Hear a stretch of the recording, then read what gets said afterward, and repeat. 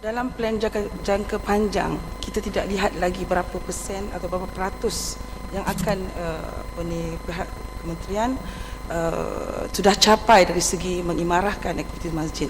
Kerana rata-rata apa yang kita lihat kegunaan masjid amat terhad, dan kita lihat bahawa kalau kita tengok dalam zaman Rasulullah dahulu, masjid-masjid digunakan sebagai pusat pendidikan, pusat politik, sumber dan sebagainya.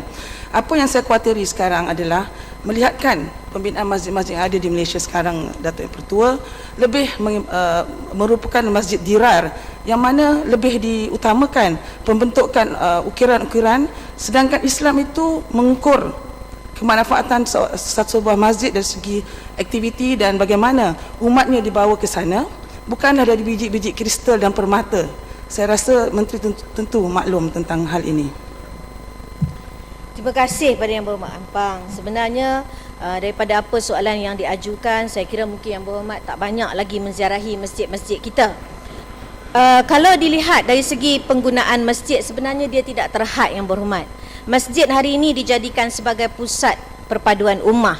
Masjid dijadikan sebagai destinasi pelancongan. Masjid dijadikan sebagai medium dakwah. Masjid sebagai contoh zon bersih. Masjid sebagai aktiviti kemasyarakatan. Masjid sebagai sumber kekuatan ekonomi. Masjid sebagai satu tempat kecemerlangan ilmu dan kebudayaan. Jadi saya tak setuju kalau Yang Berhormat mengklasifikasikan sebahagian besar masjid ini sebagai masjid dirar. Kalau kita tengok, masjid yang ada kesenian-kesenian tidak sesuai dikatakan sebagai masjid dirar. Karena kalau Yang Berhormat pergi melawat kepada masjid-masjid yang terbilang dalam sejarah-sejarah Islam sendiri pun mempunyai seni kesenian yang tersendiri yang akhirnya akan menjadi punca ataupun kita kata sebagai sumber tamadun kepada umat itu sendiri. Wallahu a'lam. Yang Berhormat Lenggong. Terima kasih Tuan Pengerusi. Saya amat bersetuju masjid tidak saja sebagai tempat ibadah, tapi juga sebagai tempat pelancongan, keilmuan, ekonomi dan sebagainya.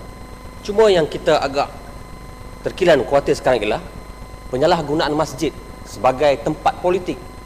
Di Perak umpamanya hari ini sudah ada masjid yang tidak lagi mendoakan kesejahteraan sultan. Dan ini agak mengelirukan, dan apakah langkah dan tindakan yang kementerian buat bagi memantau supaya penyalahgunaan ini tidak berterusan? Terima kasih. Terima kasih pada Yang Berhormat Lenggong. Saya cukup bersetuju apabila kita mengatakan bahawa masjid ini kalau setengah pihak mengatakan ia masjid yang terhad penggunaannya, mungkin melihat di aspek masjid itu tidak dapat dipolitikkan.